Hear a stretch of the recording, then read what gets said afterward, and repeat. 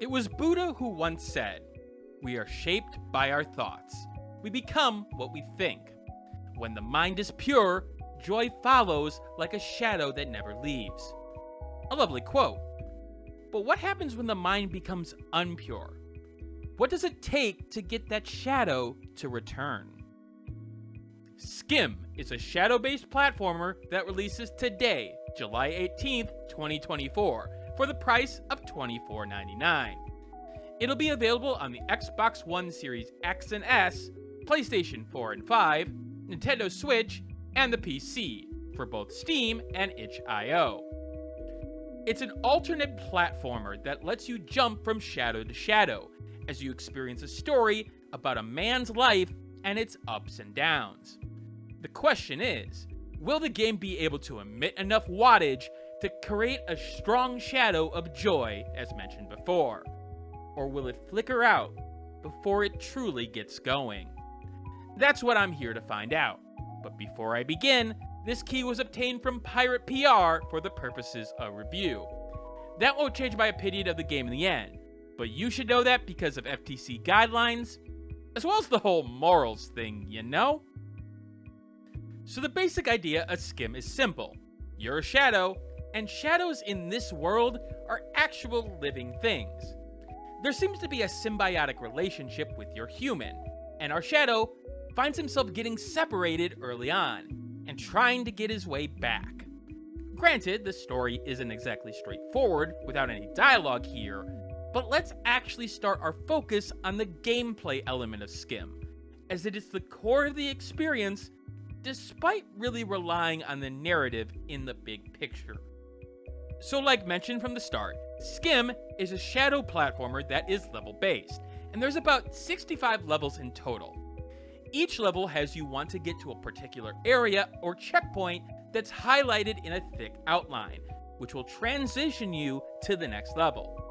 To do this, you jump from shadow to shadow, allowing yourself one hop on the non-shadow ground to get to a new shadow.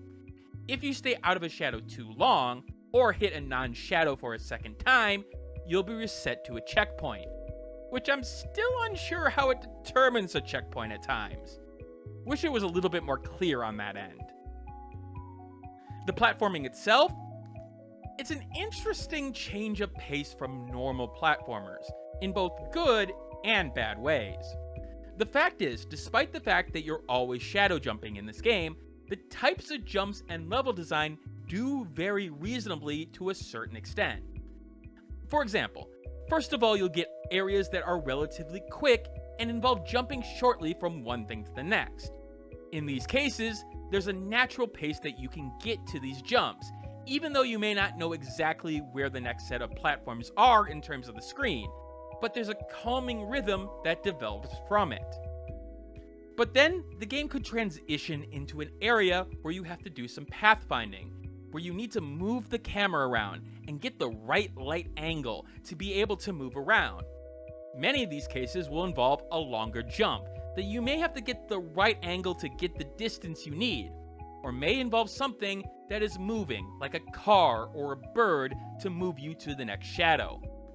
To me, this is where the game is strongest in the gameplay area, because the natural want to investigate this world and this sort of freeform environment, despite the fact that it's really not, does well in playing in the game's natural story themes.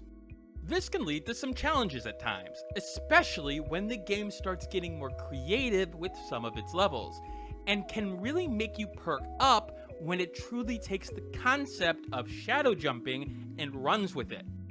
Levels at night with Light Post in particular stood out to me, especially when interactables were involved. You can interact with whatever you are the shadow of.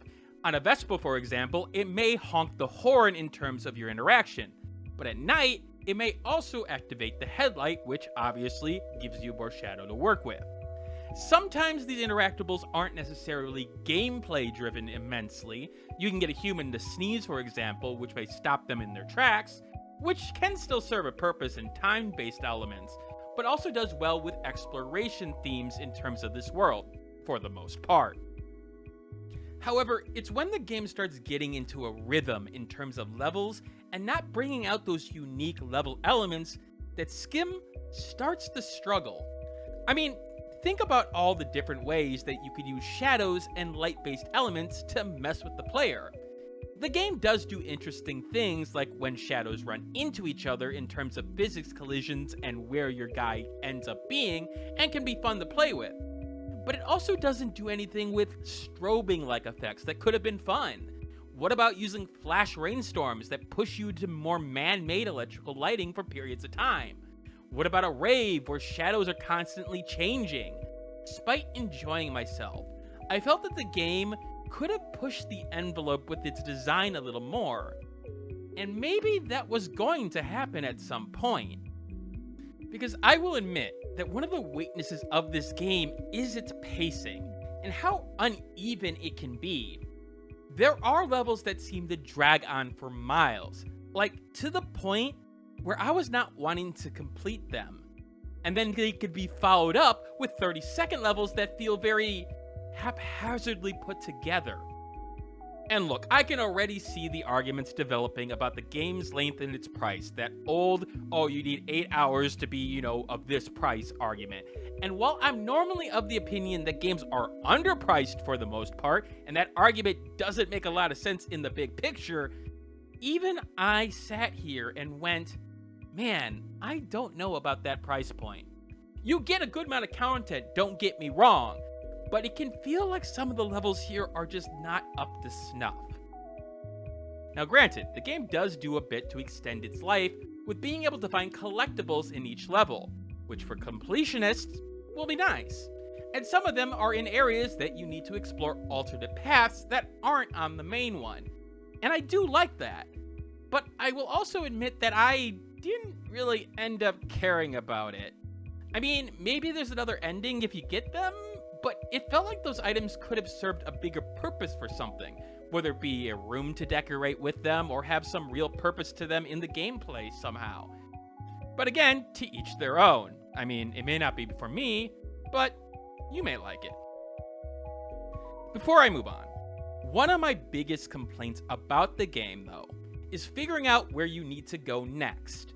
The game does dedicate a button to tell you where to go in terms of some checkpoint-like element. Not necessarily the ending spot, but somewhere most likely you need to get to activate certain elements, or just a general progress checkpoint. That button, however, is the bane of my existence. Sure, it'll show you where to go next, but it's going to slowly push you to where that is. And if it's a bit down the road, well, sucks to be you, you're holding it and waiting, without seeing the possible paths in order to get there. This wasn't constant, mind you, but when it did have these long elements, I was wondering, why am I even bothering with this? You showed me so little of the possible path that I could be going to North Dakota on the way there and not know it. I mean, yes, there is certain points of exploration in the game, but with the paths being so linear at times, you could end up thinking that you're going one way and then have to go back because there's no actual path to get over there. And it sort of frustrates you to the point where you're like, well, I'm just gonna jump around. And yeah, exploration, that's one of the themes of this game, at least in my opinion, but it's still frustrating. I sort of wish that the game instead just did a general arrow when you press the button of the direction you need to go, and maybe a double tap of the button fast forwards you to that area that you need to go like it does now. Not as slow as it does, mind you, but a little bit faster. That would seemingly hit both elements here in terms of being able to give the player what they would need and not frustrate them in getting into these sort of dead ends that really don't feel like they serve a purpose. Now the thing is, the gameplay in my opinion is a vessel for fun, but it's also a vessel that is attempting to tell a story through the events of the game, and the cities and blocks that you end up going in terms of environmental storytelling. And again, the game is good and bad when it comes to that storytelling through the medium that they've chosen. Sure, you get cute moments in the gameplay that tell a story, like how certain people may come together in times of crisis that allows you to move on in the gameplay. Learning about this world and what it could be and what could be the story behind certain characters is interesting to imagine, and I do like the fact that some of it is very open-ended. But I'm gonna be honest with you. I really was left confused about the game's implementation of the shadows in the story and what the relationship of the human and the shadow was, and why the shadow, in essence, should even care about the human and vice versa. I know that may sound harsh for a game that was part of a wholesome direct. I mean, it's supposed to be an uplifting game, and I don't want to spoil specifics, but let me be more generic about my frustrations with it. The game was seemingly setting up an element where the two entities, the shadow and the human, were struggling without each other. In the early going, the human definitely runs into some pitfalls. Sure, he has some good moments, but he's seemingly struggling with the world around him without the shadow. And you could say that without the shadow, he is less of a person or less of who he is. So color me surprised when the human started making turnarounds and progress without the shadow. I'm now confused. Does he need a shadow? Does he not? Is it part of him, or is it just sort of something that is along for the ride? Maybe I am looking into certain elements of this story a little bit more than I should, but I feel like that the game was obviously going for an uplifting ending when they both get back together, and I don't know if the game really earned it in the end. I wish the game played more into how the shadow, which is a being in this world, felt about being disconnected from the human. I mean, it's almost like a soot sprite.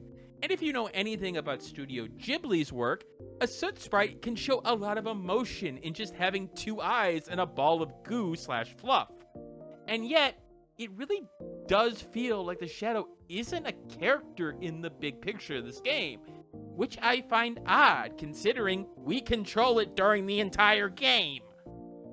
Which is weird again, because the game obviously is going for cute and aww type moments with its presentation, and didn't use it all the time that I hoped. There is something about the jumping into a brood of ducks, for example, and actually having them honk each individually that does really get the cute flowing in terms of your feelings. The presentation is focused on only a few set of colors, but does well in expressing in its animations of things like a car moving or a door being retracted, and there's a lot of effort put into small animation details, like when you grab a trash can or just throwing individual pieces of trash out. There is a life to this world. The game's presentation puts an emphasis on realism at times, especially with the lighting, and I do respect that. At least in my opinion, it was trying to make it more relatable and not as fantastical, despite moving and limiting shadows. You feel joy when small children are jumping up and down in a bouncy castle when you see it on screen. You feel sad when a guy gets fired from his job and is just sort of sulking on the way out. It's supposed to get you emotional, and the game for the most part pulls it off in terms of its limited presentation from a visual standpoint, thanks to the great animation work. Again, the presentation gets enhanced greatly when the game pulls out the stops, like having a fire raging in a building. Most of the oomph factor comes in how visually striking it is, and can leave a lasting impact despite not having the greatest amount of polygons. You really notice it a lot in scene transitions and UI elements like the little cursor jumping from one level to the next. I definitely want to see what the visual designer of this game does next, because this is probably the strongest element of the game. Sound design is strong and pointed. Hearing a car horn is direct and loud, while the bell on a bicycle is clear, yet appropriate volume. There's a good sound of getting back into a shadow puddle, and does a good feedback of, yeah, I made it on that jump. And the UI elements do have that little sound that tells you, yeah, I moved one element to the next. When there's more things on the road and a little bit more chaos, you are able to hear the different layers of sound, so that, yeah, I can tell that there's one car next to another and can distinctly hear them both. Now, there are visual-based elements to this. You will hear something fluttering in the wind, but only if you can see it, and I understand why they made this choice. They don't want to make too much confusion, even though it wouldn't make sense that just because you can't hear it and you're looking at a different way that, it's still there. It would still be making the sound. But that's for the player's purposes. Anyway, you can hear some of the sounds that I'm talking about here.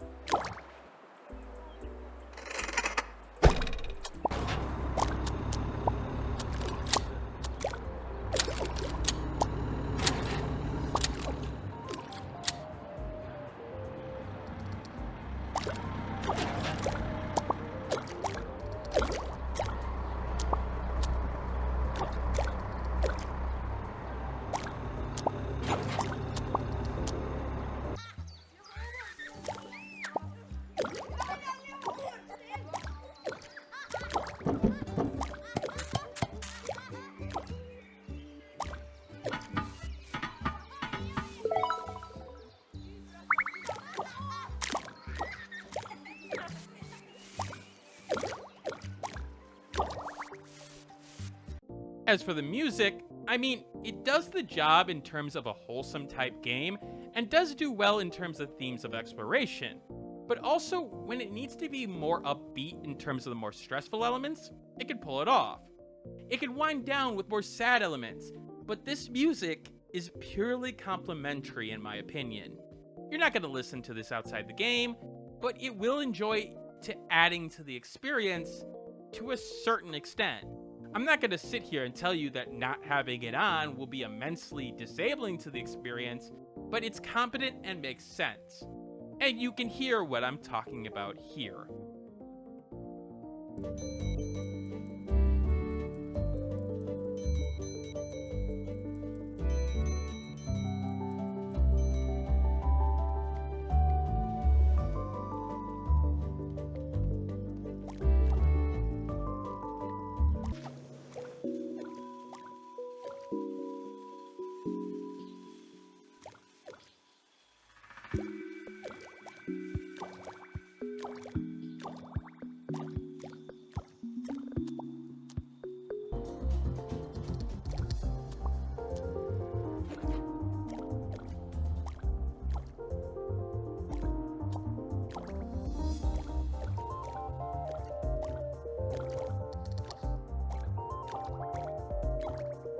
So, what is my overall score for Schim? Well, this is where I have to bring up that elephant in the room. My score is a buyability score. It takes a bunch of factors into account, and there are strengths that Schim does bring to the table that really help it. The unique shadow platforming, especially in certain levels, does really well in providing a new experience for platform veterans, or newbies alike. It's a cute and wholesome type game that can really put your mind at ease in a world filled with chaos and troubles. It can get some good emotions out of you, and it did have some good highs and some good lows, which I would hope a story would have. But it also was inconsistent. It felt like the game wanted to explore more bigger things and ideas and didn't, and filled in at times that really stood out, especially towards the back half of the game, causing pacing issues. It could get annoying to find certain paths, and even with some of the fun platforming and differences here, it could get repetitive in bad ways. The story was inconsistent and felt like that certain plans were thrown out at some point. It just felt like the game could do more. And the problem that I have, not necessarily from a content standpoint, but from a buyability standpoint, is that price. Look, again, buyability is relative. Some people have more money to spend on games than others. But when I do the objective part of my score, aka the main score, I have to look at a lot of different elements in terms of the game's buyability and what you could get for that price for other experiences comparable to this one. And when I compare platforming type games with puzzle elements to the alternative platforming and puzzles of Schim, I struggle to push Schim above them in terms of buyability. Sure, not every game is a one-to-one comparison, but games like Viewfinder, Webbed, Grapple Dog, Superliminal, it's hard for me to look at a lot of the comparisons and say, yeah, going out and buying Schim at $24.99 will be something that you won't regret. The fact is, for a good amount of you out there, I think that, yeah, it would be a disappointment at that price. But at the right price, I think it would be worth playing. And that's why it gets a 68 out of 100. It's worth buying when the game goes on sale. And if you're hurting for cash, maybe a deep sale. But, that does not take into account my enhancer system, which takes the more subjective element of games and tries to match a game to you. If you fall into one of the following categories on screen, add or subtract that score to the main score. If the first digit of your score changes, refer to this chart to see if the game lies in the buyability rating for you. Now, in this case, there's a lot more positives than negatives. It's sort of pushing up the people that really enjoy this game and pushing them into that buyability score. Some games, they can have a good amount of people going minus and plus, but some do have a subset of people that really will enjoy this game, and Schim definitely falls into that category. Anyway, that's it for this review, and I thank you for the patience of making it all the way to the end of this review. If you liked this review, hit that like button and maybe share this video with a friend, and if you want more reviews like this, hit that subscribe button. Coming up next on the channel, most likely is a game that has already come out. Granted, I don't do this often, but when I stream games over on Twitch, and occasionally here, usually I'm just getting games for the end of the year list, or, writing a Steam review for it. But every once in a while, a game comes along that really resonates with me and makes me want to review it. And Fallen Leaf is one that I just played that really made an impression on me the first time. I still have to finish it, I still have to beat it, but I think that will be the next review. Granted, if an embargo comes along in terms of a game that's upcoming, I'll probably focus on that. But